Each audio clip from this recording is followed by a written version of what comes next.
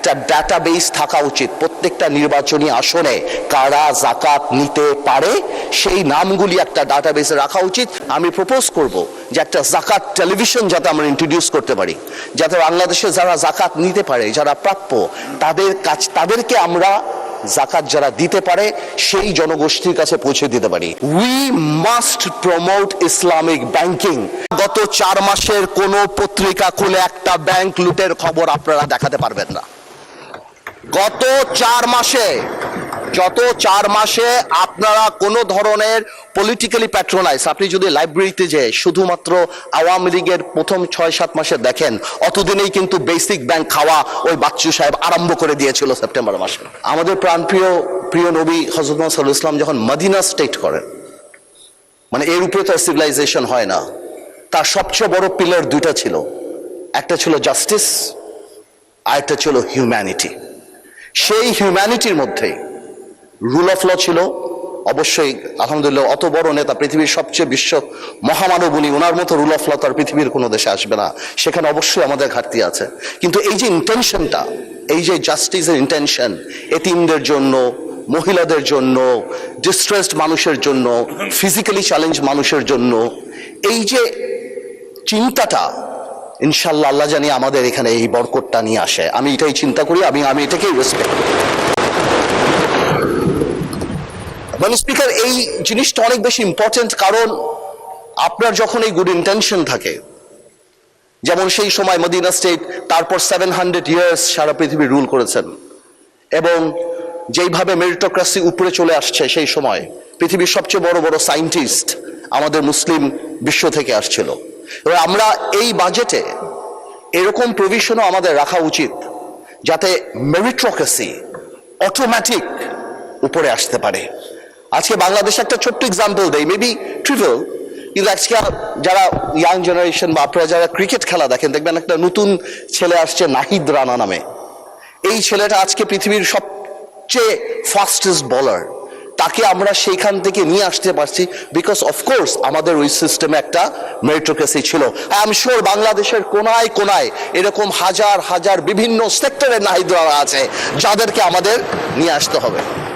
মানে স্পিকার, আরেকটা ব্যাপার, যেহেতু আমি মদিনা সনদে বা মদিনা স্টেটের কথা বলেছি, সেখান থেকে আরেকটা ব্যাপার আমি বলতে চাই, সেটা হলো আমাদের এত বড় একটা ইকোনমি। একবার জামাতের আমার অপোজিশনের একজন লিডার কারেক্টলি বলেছিলেন, আমি যদি উনি ভেঙে বলেননি, জাকাতের কথা। জাকাত is the pillar of the Islamic economy, এবং জাকাত ইজ দ্য ইন্টিগ্রাল পার্ট। জাকাত গিভস প্রোটেকশন। আমরা বাংলাদেশের জাকাতটা একটা হিডেন ইকোনমি, আমরা কেউ বলতে পারি না কত টাকা জাকাত দেয়া হয়। হ্যাঁ, সরকারের আছে জাকাত নেওয়ার একটা ওয়ে আছে, বাট সেটা খুব মিনিমাল। আমি মনে করি বাংলাদেশে মানুষ স্পিকার একটা ডাটাবেস থাকা উচিত প্রত্যেকটা নির্বাচনী আসনে কারা জাকাত নিতে পারে সেই নামগুলি একটা ডাটাবেসে রাখা উচিত, যাতে করে আমরা যেই জাকাত দিতে চাই, ইভেন কি প্রবাসীরাও যদি জাকাত দিতে চায়, তাহলে ওই ডেটাবেস অনুসারে তারা ওই জাকাতটা পৌঁছে দিতে পারে। সো বেশি হলে কত হবে, 50 লাখ 60 লাখ মানুষ আছে প্রত্যেকটা কনস্টিটুয়েন্সিতে, যদি 20,000 করে আমরা ধরি।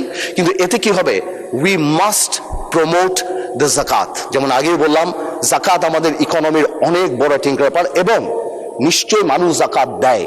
জাকাতের বাদও দেখেন এত মসজিদ মাদ্রাসা যে হয়, নিশ্চয়ই মুসলমানরা দান করে, তাই তো হয়। মানুষ জাকাত দিতে চায় কিন্তু পারেন। আপনি নর্মাল ওয়েবসাইট দেখেন না মানুষ speaker, what website sells? It doesn't sell product, it sells convenience. আজকে যে এরকম ওয়েবসাইট আমাদের থাকে, যেখান থেকে বা অ্যাপ থাকে, যেখান থেকে তাদের কাছে কার্ড থাকে, তাদেরকে আইডেন্টিফাই করতে পারি। অনেক প্রবাসী মানুষ আছে। আমি সব মাননীয় প্রধানমন্ত্রী ইংল্যান্ডে ছিলেন, দেখবেন আমরা ইংল্যান্ডে আপনার টিভিতে দেখতাম 1 ঘন্টার মধ্যে বাংলা চ্যানেলে সিলেটে কোনো একটা মসজিদে হাজার হাজার পাউন্ড তারা বের করে ফেলতো। ওয়াই? Because of accessibility.